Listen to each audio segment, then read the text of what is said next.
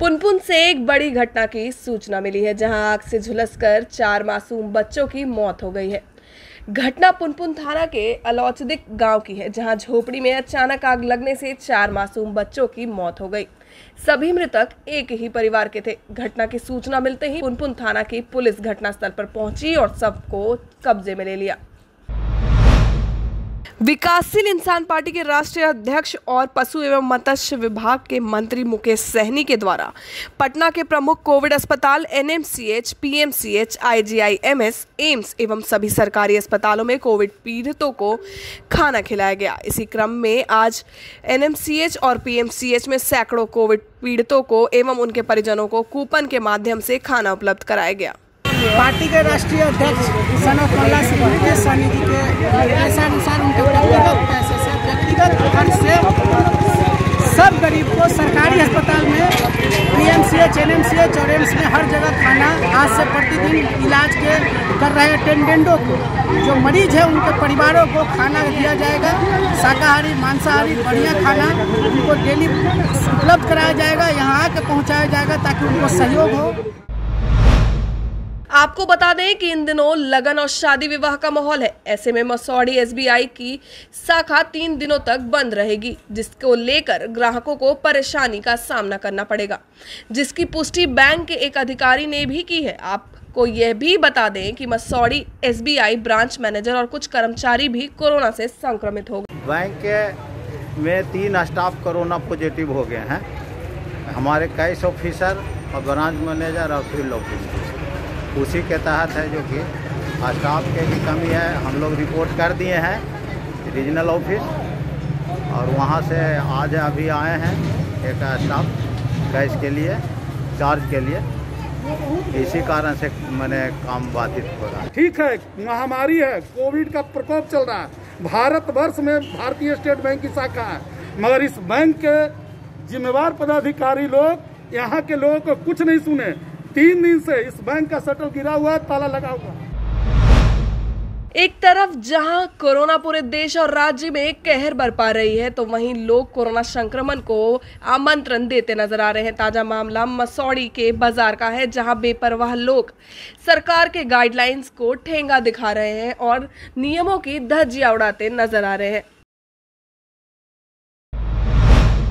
मधुबनी के बेनीपट्टी थाना पुलिस ने थाना क्षेत्र के नजरा गांव में बांध के समीप रामनाथ यादव के घर से निकट में भूसे के अंदर छिपाकर रखे 460 बोतल नेपाली देशी शराब और बियर बरामद किए हैं। हालांकि तस्कर पुलिस के पहुंचने से पूर्व ही फरार हो गया। पुलिस तस्कर के पहचान में जुटी हुई है। मधुबनी के बेनीपट्टी अंचल क्षेत्र के कटिया वार्ड 9 मुस्लिम टोल में बुधवार की सुबह 8 बजे के करीब चाय बनाने के दौरान गैस सिलेंडर में लीकेज की वजह से आग लग गई। घटना में 4 भाई अकरम, असलम, अकबर और पुरवान के एक के घर पे सहित लाखों रुपए नगद सहित लाखों की संपत्ति जलकर राख हो गई। अकरम अपनी बेटी रोशनी की शादी के लिए लाखों रुपए नगद और जेवरात रखा हुआ था, जो जलकर घटना में राख हो गई।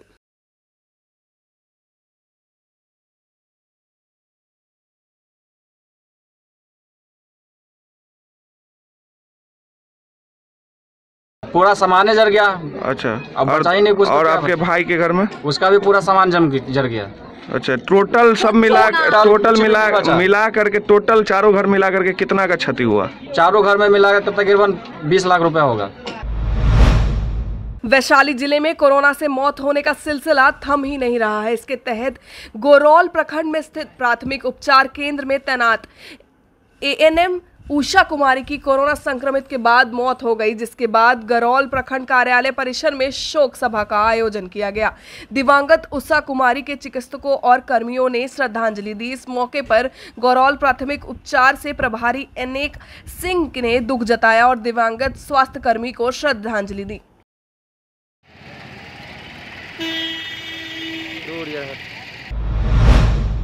बेगूसराय में एक युवक की हत्या के विरोध में लोगों ने शव को रखकर NH 31 को जाम कर दिया एवं जमकर हंगामा किया तथा प्रशासन के विरोध में नारेबाजी की। प्रदर्शन के दौरान आक्रोश में लोगों ने टायर जलाकर सड़क पर यातायात बाधित कर दिया। इस क्रम में लोगों ने कई एम्बुलेंस को भी काफी देर तक रोक रखा था। गौरतलब है कि नगर थाना क्षेत्र NH 31 पर ढाबे के समीप बीती रात सन्नी कुमार नामक एक युवक की गोली मारकर हत्या कर दी गई थी। हालांकि इस वारदात के बाद मृतक के परिजनों ने मृतक के 3 दोस्त आशीष, राहुल एवं सिकंदर पर हत्या करने का आरोप लगाया। पुलिस ने त्वरित कार्यवाही करते हुए एक आरोपी को गिरफ्तार भी कर लिया तथा 2 घंटे के बाद दूसरे आरोपी को भी गिरफ्तार कर लिया। साथ ही इस मामले को आरोपी सिकंदर कुमार अभी भी फरार चल रहे हैं।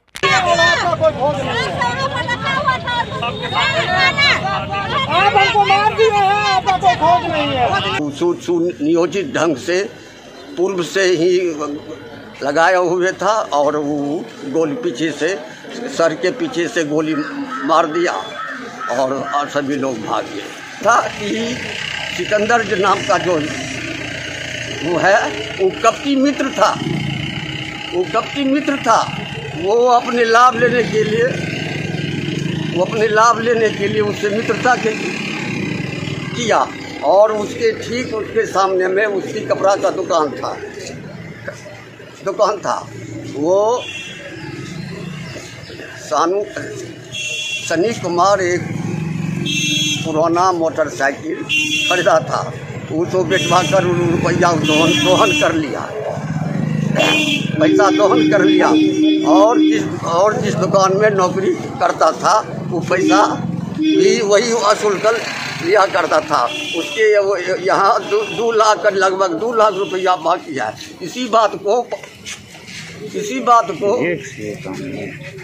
बात को पचाने के लिए ये घटना का अंजाम दिया है।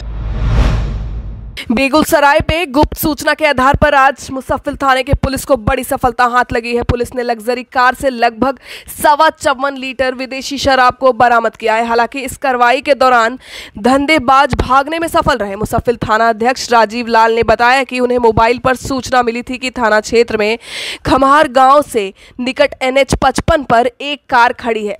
इस सूचना के आधार पर मुसफ्फिल थाने के पुलिस ने उक्त स्थल पर छापेमारी की तथा लवारिस हालत में लगे कार को अपने कब्जे में ले लिया और जांच के क्रम में कार के सीट एवं अन्य जगहों से विदेशी शराब को बरामद किया।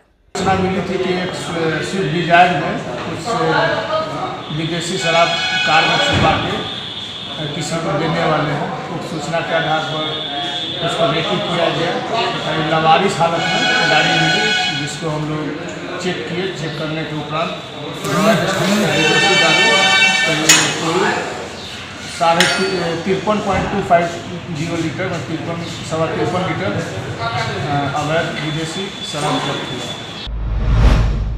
मरीज को सिवान से पटना ले जाने के क्रम में मंगलवार की देर रात परसा थाना क्षेत्र के सगुनी सुंदर अस्पताल के समीप अनियंत्रित होने से एम्बुलेंस सड़क किनारे पेड़ से टकरा गई, जिसमें चालक की तो मौके पर ही मौत हो गई। सूचना पर स्थानीय पुलिस मौके पर पहुंच गाड़ी पर फंसे मरीज को PHC परसा ले गई। चिकित्सक के प्राथमिक उपचार उपरांत गंभीर रूप से जख्मी दोनों मरीज को PMCH रेफर कर दिया गया। पटना के NMCH में कोरोना संक्रमित मरीजों की मौत होने से परिजनों ने अस्पताल में किया तोड़फोड़ व हंगामा। ऑक्सीजन सिलेंडर को भी अस्पताल के परिसर में फेंका। तोड़फोड़ व हंगामा देख डॉक्टर ने अपने आप को चेंबर में किया लॉक। सुबह 4 बजे हुई इस घटना से NMCH में लगातार घटना होने के कारण यह है कि डॉक्टर भी अंदर नहीं जाकर मरीजों को देखते नहीं है और ना ही देख रेख के कारण उनकी मौत हो जा रही है। लापरवाही बढ़ती जा रही है। एक दूसरे को वार्ड में कोई इमरजेंसी है तो कोई डॉक्टर नहीं है। रेमडेसिविर इंजेक्शन की उपलब्धता पर पूर्व सांसद पप्पू यादव ने सवाल खड़े किए हैं। सरकार से ये जानना चाहता हूं कि जब IGIMS ने रेमडेसिविर को मना किया तो उन्हें क्यों दिया गया, NMCH ने मना किया तो उन्हें क्यों दे दिया गया। रेमडेसिविर की उपलब्धता ऊंट के मुंह में जीरे के समान है। सरकार बिचौलियों के साथ खड़ी है। जिस दवाई कंपनी ने सरकार को अधिक चंदे की रकम दी उन्हें सरकार द्वारा फायदा दिया जा रहा है। हर परिस्थितियों में कि आपने क्या गाइडलाइंस दिया और ये ऊंट के मुंह में जीरा का फोरन, और जब सरकार के गाइडलाइंस को बिहार की सरकार गाइडलाइन को क्यों फॉलो नहीं कर रही है? इसका मतलब है कि रेमडेसिविर दवाई जो कंपनी के मालिक और जो डॉक्टर जिसमें मार्जिन ज्यादा है, आपने साबित कर दिया कि इसकी ब्लैक मार्केटिंग करने में सरकार की भूमिका है। सीतामढ़ी पुलिस हमेशा ही अपने करतूतों की वजह से सुर्खियों में रहती है। ऐसा एक घटना सामने आया है जिसमें सीतामढ़ी पुलिस के विरुद्ध सत्ता पक्ष के नेता ही आवाज उठा रहे हैं। बीजेपी विधायक गायत्री देवी के पति और भाजपा के पूर्व विधायक राम नरेश यादव ने सोनवर्षा थाना पुलिस की कार्यशैली पर सवाल खड़ा कर दिया है। इन्होंने कहा है कि सोनवर्षा पुलिस बेवजह भोली भाली जनता को परेशान करने का काम करती है। इस तरह की करतूतों की शिकायत हमेशा बीजेपी विधायक के पास आती रहती है। इन्होंने अविलंब ऐसे पुलिस कर्मियों पर जांच कर कार्रवाई की भी मांग की है। मुझे मिल रही है और उस हिसाब से उन्होंने गलत किया है, किसी के बहकावे में किया है, तथा कथित कोई अपने आप को वहां डीएम बोलते हैं। ये निश्चित रूप से कानून की धाराओं के खिलाफ है। अगर कोई डीएम नहीं है, वो अपने आप को वहां डीएम शो करता हो, कई अखबारों में छपता है, अखबार में छपते हुए कई बार देखा है, तो प्रशासन को, जिला प्रशासन को इसको देखना चाहिए, इसको इस पर कार्रवाई करनी चाहिए। ले जाइए, वेरिफिकेशन करना ही ना है और कुछ नहीं ना है, कोई तरह की किसी तरह का अथी नहीं ना है, तो नहीं तो हमको सीजर लिस्ट दे दीजिए, ले जाइए। तो सीजर लिस्ट ही सब नहीं देंगे, वहीं जो मिलना होगा वो मिलेगा। इतना कह के वो गाड़ी लेके यहाँ से 13 तारीख को चले गए। महेश मिश्र और उनके परिवार के लोग जो है बहुत ही प्रतिष्ठित और साफ सुथरा चरित्र इन लोगों का है। कभी इन लोगों के ऊपर कोई ब्लेम क्लेम कुछ भी नहीं, और इन लोगों को जो है यानी किसी साजिश के तहत फंसाया जा रहा है। खबर राजधानी पटना से है। कंकड़बाग में एक निजी अस्पताल में कोविड-19 के इलाज के नाम पर नाजायज पैसा वसूलने का आरोप लगाया गया है।